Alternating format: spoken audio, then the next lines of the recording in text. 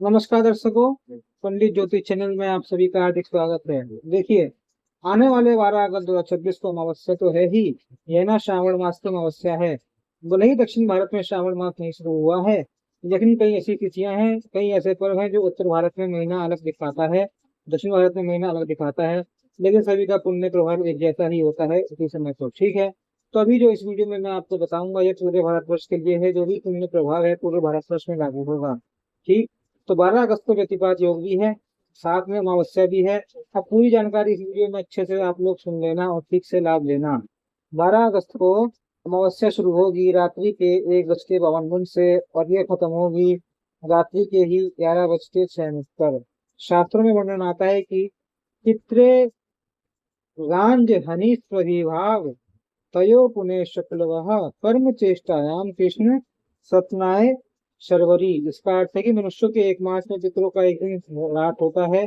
ठीक है, हमारा जो एक महीना होता है ना, पितरों के लिए एक दिन होता है आधा, यानी 15 दिन उनके लिए दिन होता है, 15 दिन उनके लिए रात्रि होती है।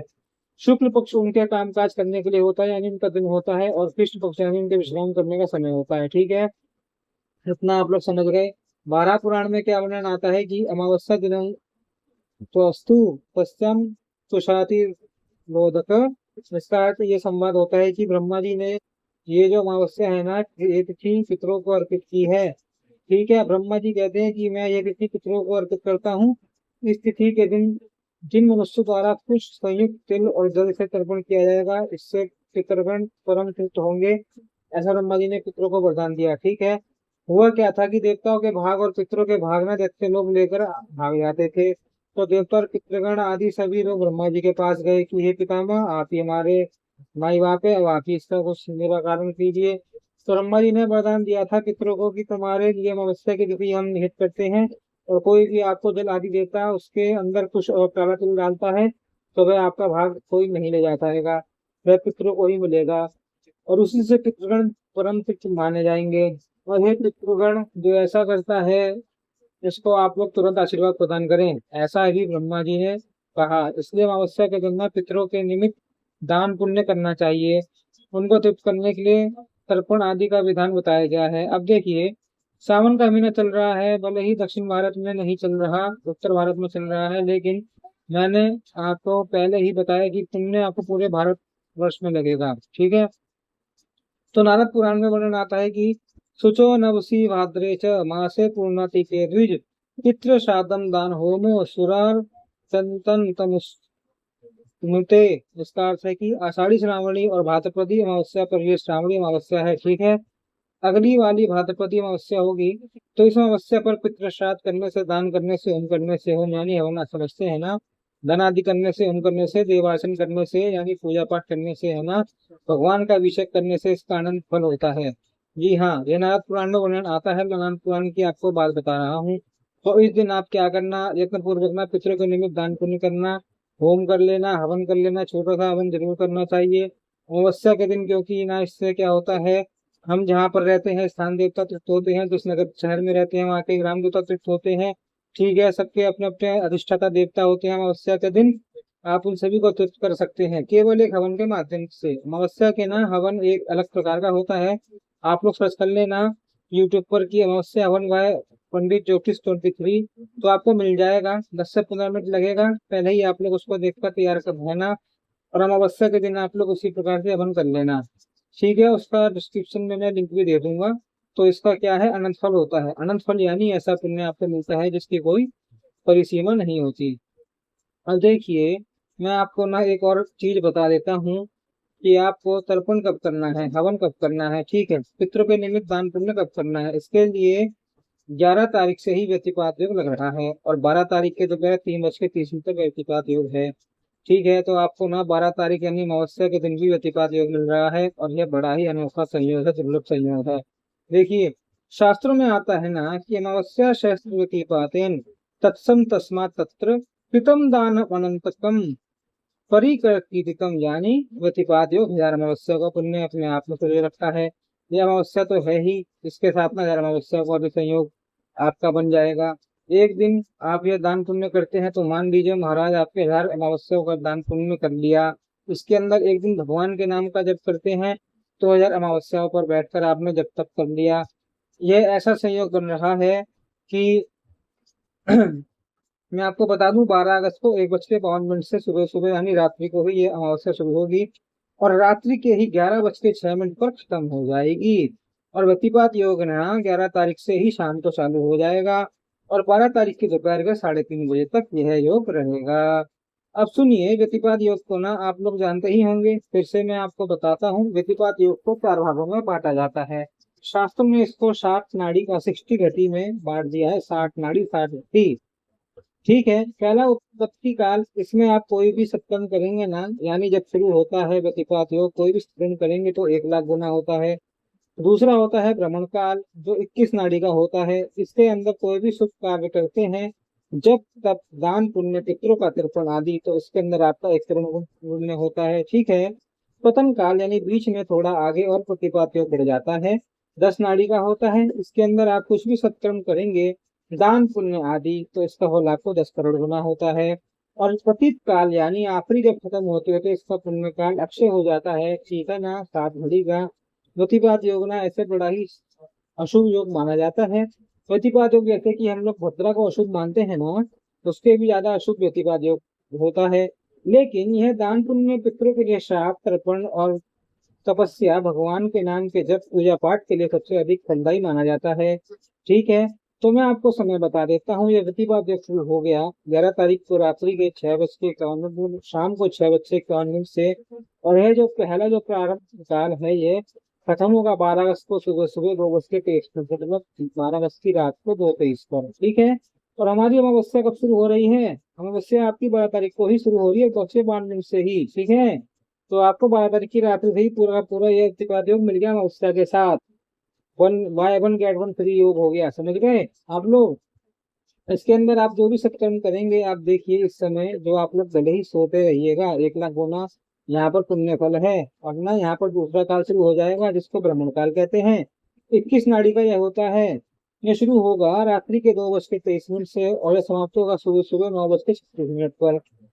अब इसके अंदर आप जो भी दान पुण्य सत्कर्म आदि करेंगे सब आपका 1 करोड़ गुना हो। तो भले ही आपकी सुबह सूर्योदय के बाद तुरंत पितृ तर्पण करना, तो आप इसके अंदर कर लेना इस योग में, क्योंकि ये 9:36 तक है। अब हम लोग तर्पण कैसे करें उसका मैं हर वीडियो में बताता हूँ। अमावस्या के कि आप 1 लोटे में जल लेना, काला तिल डालना, कुशा मिल जाए तो कुशा घास डाल देना। उसके अंदर फिर गीता जी के 7वें अध्याय का पाठ सुन लेना, पढ़ते नहीं आता है तो सुन भी सकते हैं। फिर यह पाठ का पुण्य हम अपने पितरों को अर्पित करते हैं। इस भावना से आप दक्षिण दिशा की ओर न जल अर्पित कर देना, वह पितृ तीर्थ से, ठीक है। यह अंगूठा और पहली उंगली के बीच से जो हथेली होती है उसे पितृ तीर्थ कहा जाता है। यह जल आप अर्पित कर देना। इसके ऊपर मैंने एक वीडियो भी बना रखा है कैसे करना है, आपको कौन कौन से मंत्र होते हैं, ठीक है। छोटा सा यह वीडियो है, शॉर्ट तर्पण वह पंडित ज्योतिष 23, ठीक है। वह सर्च कर लेना, नहीं तो डिस्क्रिप्शन में आपको लिंक में दे दूंगा। ऐसे आप लोग सर्च कर लेना, मिल जाएगा आपको, तो लिंक आपको डिस्क्रिप्शन में भी मिल जाएगा। फिर तो तीसरा काल शुरू होगा जिसको पतन काल कहते हैं। यह 10 नाड़ी का होता है। यह 9:36 से शुरू होकर दोपहर के 1:01 तक रहेगा। इसके अंदर जो भी आप कर्म करेंगे सब 100 करोड़ गुना हो जाएगा, 100 कोटि हो जाएगा, है ना, 100 करोड़ गुना हो जाएगा। तो जो लोग उसके अंदर तर्पण करना चाहते हैं, दान पुण्य करना चाहते हैं, वे लोग इसके अंदर कर लेना। 9:36 के बाद कर लेना। लेकिन ध्यान रहे कि आप जो भी पितरों के लिए तर्पण आदि करते हैं, कुछ भी कर्म करते हैं ना, तो इसके लिए आप कुछ कुछ सुबह सुबह खा पी मत लेना। खाली पेट किया जाता है। दूध भी नहीं लेना चाहिए, चाय भी नहीं लेना चाहिए, कुछ भी नहीं लेना चाहिए। बिल्कुल निराहार मुंह होना चाहिए। जल ले सकते हैं आप लोग, जल के अलावा कुछ नहीं लेना।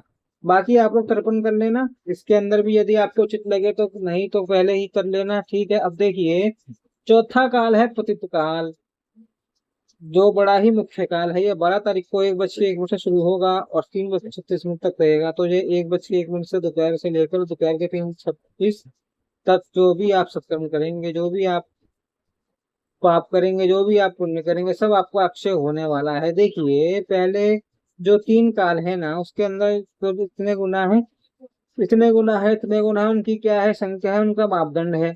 लेकिन ये जो आखिरी जो पतन काल है ना व्यतिपात योग का, इसके अंदर कोई भी मापदंड नहीं है, इनफाइनाइट है। ये अक्षय हो जाएगा, यानी बिल्कुल लोहे पर लकीर जैसा हो जाएगा, पत्थर पर लकीर जैसा हो जाएगा। ये आपका पुण्य आपका हमेशा साथ देने वाला, ठीक है ना। तो ये 3:36 तक आप लोग दान पुण्य सत्कर्म आदि भगवान के नाम पर जप आदि खूब करना।